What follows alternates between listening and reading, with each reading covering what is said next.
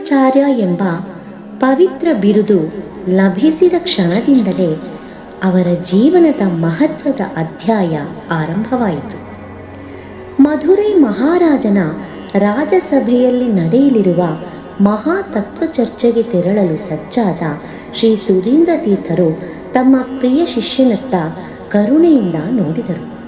ವತ್ಸ, ನೀನು ನನ್ನ ಜೊತೆಗೆ ಬರಬೇಕು ಎಂದರು. ಪರಿಮಳಾಚಾರ್ಯ ನನ್ನ ಪಕ್ಕದಲ್ಲಿ ಇದ್ದರೆ ಅದು ಶ್ರೀಕೃಷ್ಣನ ಜೊತೆ ಅರ್ಜುನ ಇರುವಂತಾಗಿದೆ. ಹೀಗೆ ರಾಜಸಭೆಗಳನ್ನು ಗೆಲ್ಲುವ ಮಹಾಯಾತ್ರೆ ಆರಂಭವಾಯಿತು. ತಂಜಾವೂರಿನ ರಘುನಾಥ ಮಹಾರಾಜನ ಭವ್ಯ ರಾಜಸಭೆ ದೇಶದ ಖ್ಯಾತ ಪಂಡಿತರಿಂದ ಕಂಗೊಳಿಸುತ್ತಿತ್ತು. ಅಂತಹ ಸಭೆಗೆ ಗೌರವಪೂರ್ವಕವಾಗಿ ಪ್ರವೇಶಿಸಿದರು ಶ್ರೀ ಸುಧೀಂದ್ರ ತೀರ್ಥರು. ಅವರ ಪಾರ್ಶ್ವದಲ್ಲಿ ಯುವ ಶಿಷ್ಯ ಪರಿಮಳಾಚಾರ್ಯ. ಸಭೆಯಲ್ಲಿ ಕೆಲವರು ನಕ್ಕರು. ಇವನೊಡನೆ ವಾದವೋ ಅಥವಾ ಇವನಿಗೆ ಪಾಠವೋ? ಅಷ್ಟರಲ್ಲಿ ಪರಿಮಳಾಚಾರ್ಯ ಶಾಂತವಾಗಿ ಉದ್ಗರಿಸಿದರು. ಶಿವನಿಗೆ ಉಪದೇಶ ಮಾಡಿದ ಷಣ್ಮುಖನು ಚಿಕ್ಕವನಲ್ಲವೇ? ಸಭೆ ಮೌನದಿಂದ ತುಂಬಿತು. ತಂಜಾವೂರಿನ ರಾಜಸಭೆ ಆಸ್ಥಾನ ಪಂಡಿತರು ಯುವ ಯತಿಯನ್ನು ಹೀಗೆ ಪ್ರಶ್ನಿಸಿದರು. ನೀವು ಯಾರು? ಶ್ರೀ ಸುಧೀಂದ್ರ ತೀರ್ಥರ ಶಿಷ್ಯ ಪರಿಮಳಾಚಾರ್ಯ. ಮತ? ಮಧ್ವಮತ.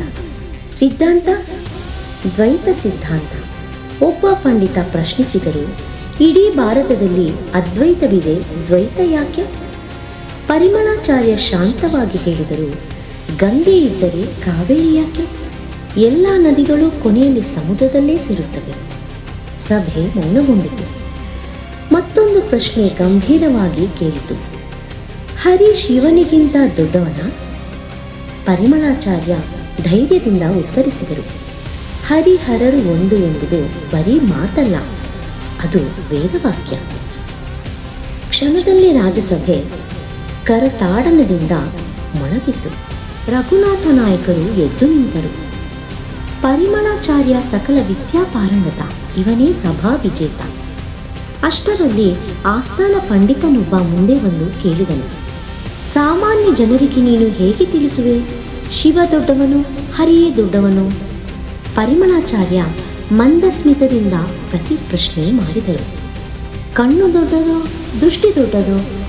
ಶಬ್ದ ದೊಡ್ಡದೋ? ಸಂಗೀತ ದೊಡ್ಡದೋ? ಸಭೆ ಮೌನಗೊಂಡಿತು.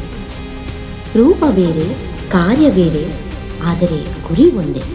ಹಾಗೆಯೇ ಶಿವನೂ ಹರಿಯೂ ಭಕ್ತನನ್ನು ಪರಮಾತ್ಮನತ್ತ ಕರೆದೊಯ್ಯುವ ದೈವ ಸ್ವರೂಪಗಳು. ಕ್ಷಣದಲ್ಲಿ ರಾಜನು ಘೋಷಿಸಿದನು. ತತ್ವವನ್ನು ಜಗಳವಲ್ಲ, ಜ್ಞಾನವನ್ನಾಗಿಸಿದವನೇ ನಿಜವಾದ ವಿಜೇತ. ಪರಿಮಳಾಚಾರ್ಯನಿಗೆ ಜಯ. ಸಕಲ ಪಂಡಿತರು ಒಪ್ಪಿಗೆ ಸೂಚಿಸಿದರು. ಪೂರ್ಣ ರಾಜ ಮರ್ಯಾದೆಯೊಂದಿಗೆ ಸನ್ಮಾನಿಸಲಾಯಿತು.